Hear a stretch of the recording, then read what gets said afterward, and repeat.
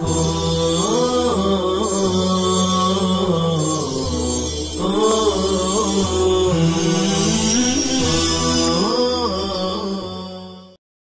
للہ وکفى وسلام علی عباده الذین اصطفى اما بعد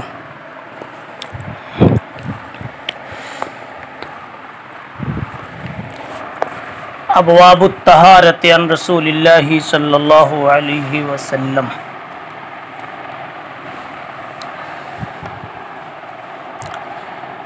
ترمذی شریف کا یہ پہلا باب ہے جو آپ کے سامنے پڑھا جا رہا ہے۔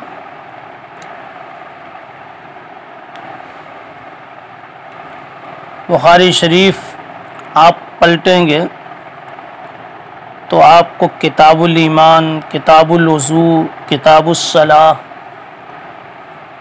لفظ کتاب کے ساتھ بنیادی اور ابتدائی عنوان نظر آئے گا، اور اس کتاب میں ابواب الطہارہ، ابواب الصلاۃ، ابواب الزکاۃ، لفظ ابواب نظر آئیں گے۔ علامہ بدر الدین عینی حنفی رحمہ اللہ نے بتلایا کہ جو معنی کتاب کا ہے وہی معنی ابواب کا ہے۔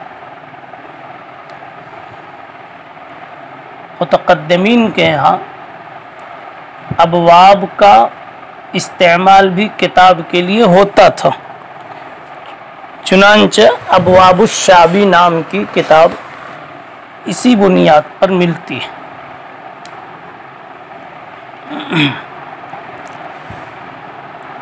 ابواب الشعبی کی طرح سے سمجھ لیجئے یہ ابواب الطہارہ ہے، ابواب الصلاۃ ہے۔ مراد ابواب سے یا کتاب سے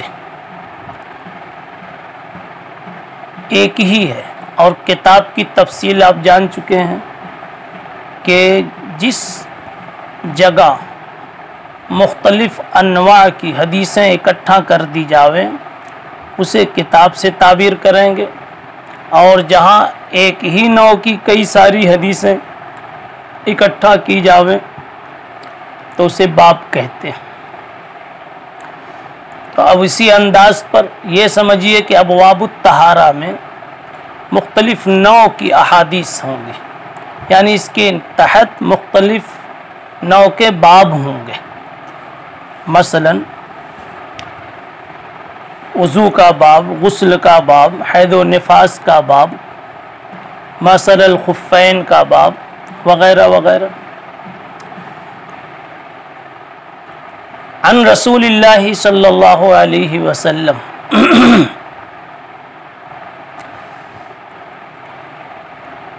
اس کے بڑھانے کا فائدہ یہ ہے کہ امام ترمذی رحمۃ اللہ علیہ اشارہ کرنا چاہتے ہیں کہ اس کتاب کے لکھنے کا مقصد ہے احادیث مرفوعہ کو ہی بیان کرنا،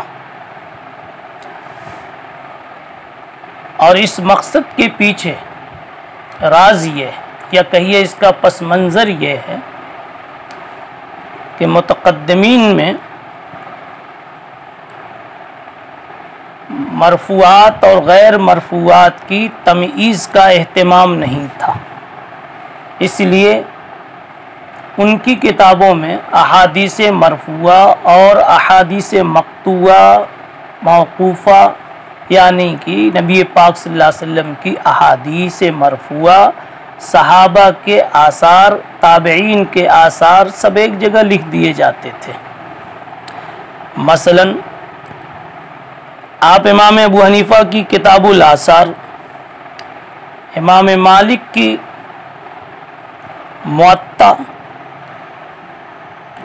اور شیخ عبد الرزاق کی مصنف، ابو بکر ابن ابی شیبہ کی مصنف، ان کو آپ کبھی موقع ہو اٹھا کے دیکھ سکتے ہیں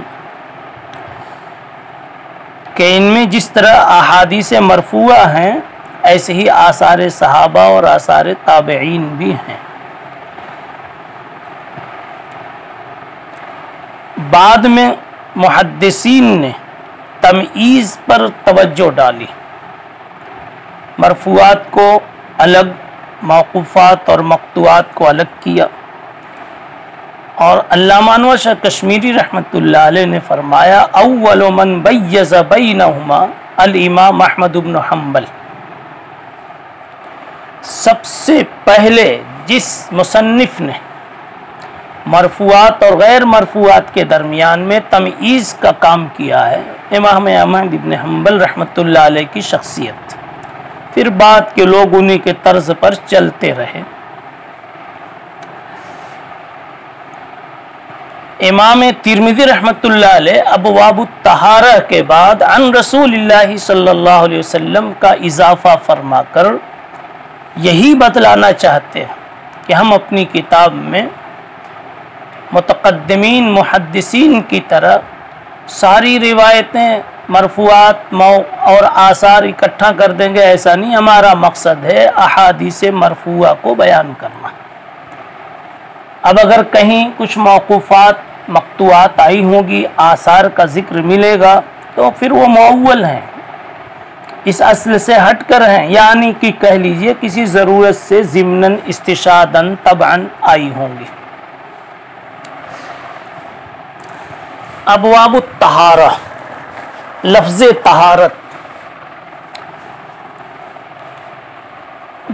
ابتدا سے آپ سنتے اور چلے آئے فقہ کی ہر کتاب میں طہارت کسے کہتے ہیں۔ مجھے صرف ایک بات آپ کو یاد کرانی ہے۔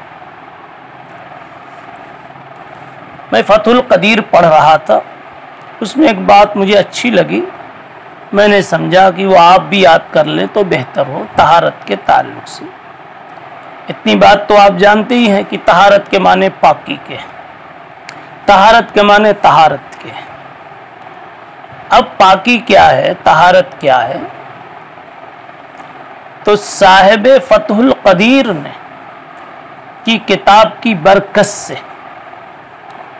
صاحب فتح القدیر کی عبارت کی برکت سے جو انہوں نے کسی موقع پر ذکر کیا ہے وہ یہ ہے کہ طہارت اس کیفیت کو کہتے ہیں جو اسباب طہارت کے استعمال کے بعد محل استعمال پر لاحق ہو۔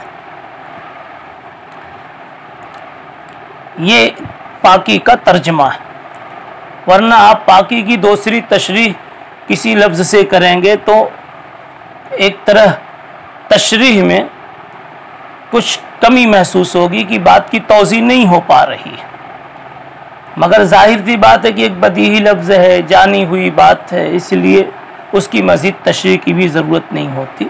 مگر آپ علامہ ابن حمام کی یہ بات یاد رکھیں کہ اسباب طہارت کے استعمال کے بعد محل استعمال پر جو کیفیت عارض ہو اسی کیفیت کا نام طہارت ہے۔ مثلا آپ نے وضو میں اپنے اعضاء پر پانی کا استعمال کیا، تو اب اعضاء کو جو کیفیت اور جو شرعی حیثیت حاصل ہو گئی اسی کا نام طہارت۔ ناپاک کپڑے میں آپ نے پانی کا استعمال کیا اور اس استعمال کے بعد اب اس کپڑے کو جو حیثیت اور کیفیت حاصل ہوئی شریعت میں اسی کو طہارت کہتے ہیں۔ یہی حال جنابت کا ہے کہ جنابت اس کیفیت کو کہیں گے جو اسباب جنابت کے پائے جانے کے بعد متحقق ہو۔ اب ابواب الطہارت عن رسول اللہ صلی اللہ علیہ وسلم، طہارت اس کا معنی مصدری ہے پاک ہونا، اور حاصل مصدر کے معنی میں ہے پاکی اور پاکیزگی۔ یہ لفظ طہارت کا بنا ہے طہار اور طہور سے، اس سے لفظ طہارت بھی بنا، لفظ طہور بھی بنا اور لفظ طہور بھی بنا، باقی اسی سے سب کچھ چلا ہے۔ یہ دو بنیادی لفظ ہیں، الطہار اور الطہور۔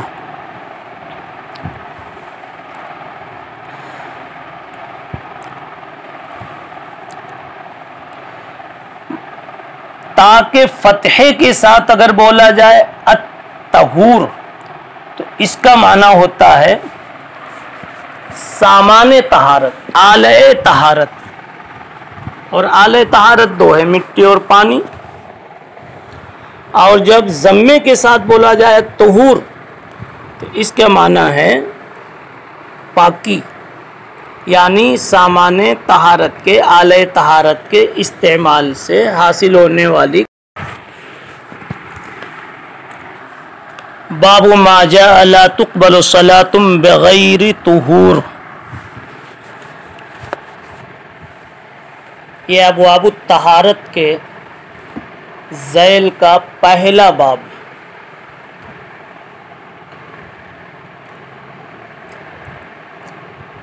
اس کو ترجمۃ الباب کہتے ہیں، اس کو ترجمہ مصنف کہتے ہیں، اس کو ترجمہ ترمذی کہتے ہیں۔ اور یہ بات آپ کو پہلے سے معلوم ہے کہ مصنف کی ذکاوت ان کے ترجمے میں چھپی ہوتی ہے، اور اسی طریقے سے مصنف کی فقہ بھی ان کے ترجمے میں چھپی ہوتی ہے۔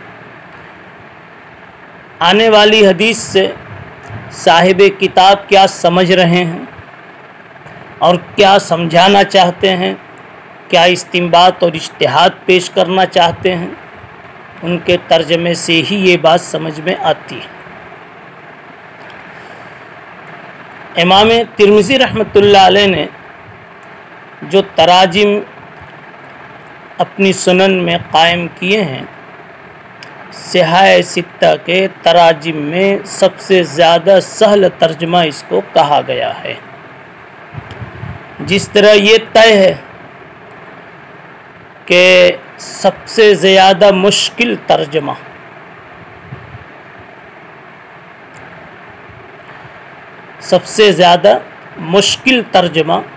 امام بخاری رحمۃ اللہ علیہ کا ہے، ایسی سب سے زیادہ سہل ترجمہ امام ترمذی رحمۃ اللہ علیہ کا ہے۔ البتہ نزاکت کے اعتبار سے،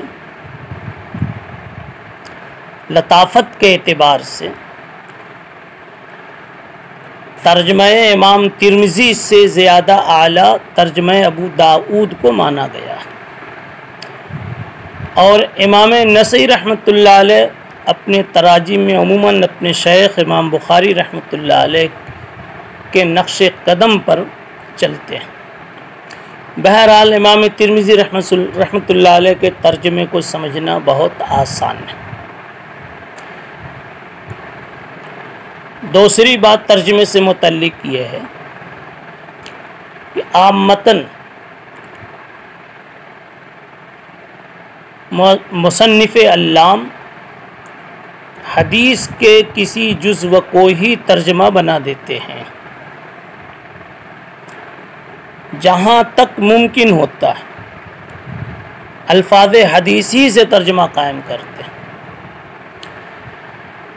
یہی حال امام بخاری رحمۃ اللہ علیہ کا بھی ہے، بوقت ضرورت اور بوجہ ضرورت اپنی عبارت بقدر ضرورت پیش کرتے ہیں۔ چنانچہ یہاں آپ یہی دیکھیں گے کہ جو لفظ عنوان میں ہے، ترجمۃ الباب میں ہے، وہی لفظ آگے روایت میں بھی ہے جو اگلے صفحے میں آپ دیکھ رہے ہیں۔ عن ابن عمر عن النبی صلی اللہ علیہ وسلم قال لا تقبل صلاة بغیر طہور ولا صدقة من غلول۔ یہ پوری روایت ہے، اس کے ایک جز کو حضرت نے ترجمے میں استعمال کر لیا۔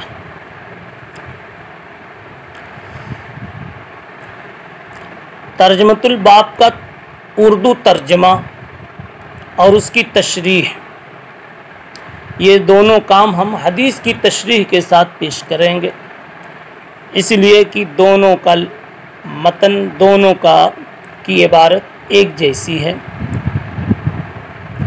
اس سے پہلے ہم عبارت پڑھنے کا طرز آپ کو بتا ہی دیتے ہیں۔ حدیث کی کتابیں سیاہ ستہ جو اس سال آپ پڑھ رہے ہیں، جس کی سندیں بھی جوڑ دی گئی ہیں، اس کے پڑھنے کا طرز یہ ہوتا ہے کہ ایک مرتبہ تو اپنی سند کا اتصال صراحتاً ظاہر کرتے ہیں اور یوں کہتے ہیں وَبِالْإِسْنَادِ الْمُتَّصِلِ مِنَّا إِلَى الْإِمَامِ الْحَافِظِ أَبِي عِيسَىٰ الترمذی رحمہ اللہ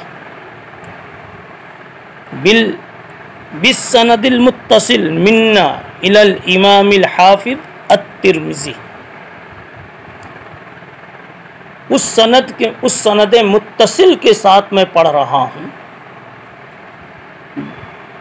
جو امام ترمذی تک پہنچتی ہے کہ امام ترمذی نے کہا حدثنا قتیبۃ بن سعید، کہ ہم کو حدیث بتائی آنے والی قتیبہ ابن سعید نے۔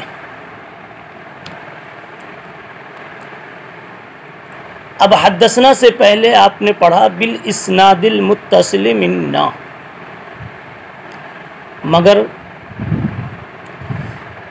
بار بار اتنی لمبی عبارت پڑھنے کی زحمت سے بچانے کے لیے اکابر نے اختصاراً یہ سکھا دیا کہ بس اتنا کہہ لیا کریں بعد میں وَبِهِ قَالَ حَدَّثَنَا وَبِهِ قَالَ حَدَّثَنَا، اور اسی کے ساتھ،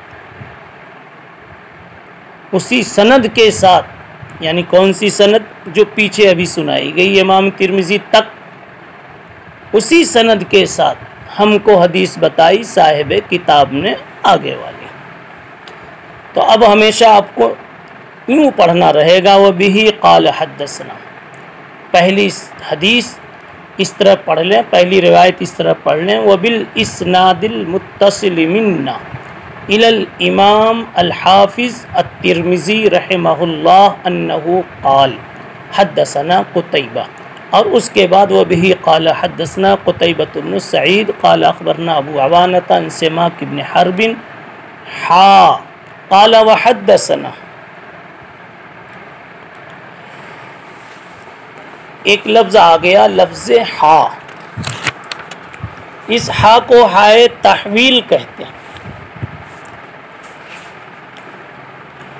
مطلب اس کا کیا ہوتا ہے؟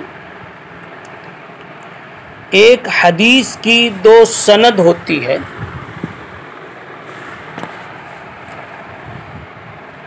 اور اوپر جا کر دونوں سندیں ایک ساتھ جڑ جاتی ہیں،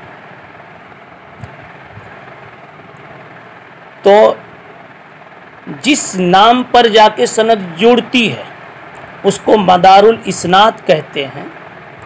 وہاں تک پہنچ کر پھر دوسری سند کا آغاز کرتے ہیں، اور پھر یہ دوسری سند پوری کر کر اور اسی مدار الاسناد پر پہنچ کر آگے کا سفر کرتے ہیں اور آگے کے راوی کو پکڑتے ہیں۔ تو دونوں سندوں کو جوڑنے کے لیے بیچ میں جو ما بہل امتیاز رکھتے ہیں وہ ہوتا ہے لفظ ہا، جو آپ یہاں پر لکھا ہوا دیکھ رہے ہیں۔ اس ہا کو ہائے تحویل کہتے ہیں۔ اب آپ سمجھ بھی گئے کہ ہائے تحویل کیوں کہتے ہیں؟ اس لیے کہ تحویل کے معنی آتے ہیں موڑنے کے، گویا سند اول سے سند ثانی کی طرف آپ اب مڑ رہے ہیں اور دوسروں کو موڑ رہے ہیں۔ اس ہا کے تلفظ میں تین قول ہیں۔ بعض لوگ کہتے ہیں اس کو پڑھا جائے گا تحویلاً عن سماک ابن حرب تحویلاً قال وحدثنا حناد۔ بعض لوگ کہتے ہیں اس ہا کو حرف ہجا کی طرح پڑھیں گے، ہا، اور بعض کہتے ہیں اس کو پڑھا جائے گا حرف ہجائی مگر بدون مد کے، ہا۔ اب تینوں طرح سے آپ سن لیجئے۔ بہی قال حدثنا قتیبۃ بن سعید قال اخبرنا ابو عوانۃ عن سماک بن حرب تحویلاً قال وحدثنا حناد۔ دوسرا طریق عن سماک ابن حرب قال وحدثنا حناد.